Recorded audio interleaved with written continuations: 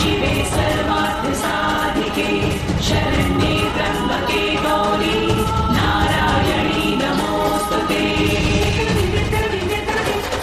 ଏବେ ହିଁ ମୋତେ ଏ ଦୁହିଁଙ୍କ କାହାଣୀକୁ ଶେଷ କରିବାକୁ ହବ। 1 2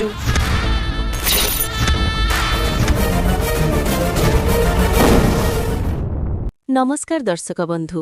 आज चिकी राम को बाहागर हेउथिबारु राम एवं सीतांक बेसरे दुहे दुहिंकु बरमाळ पिंधौथिबे। घरलोक समस्ते बहुत खुशी रे थिबे। एपटे निशा एसबुकु देखि कहिबो एबे आममानकु शेष करिबाकु हेबो। एटिकी कहि निशा एसिड रे बंधा हेइथिबा दौड़ीकु खोलिबाकु लागिबो।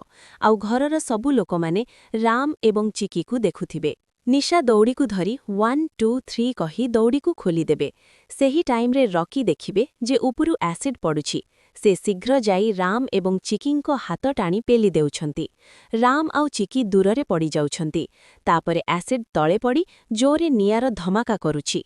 कौन दर्शक बंधु, निशा ता प्लान रे सफल हेइ पारुछि ना विफल, ना राम चिकी उपरे एसिड रो प्रभाव पडुछि?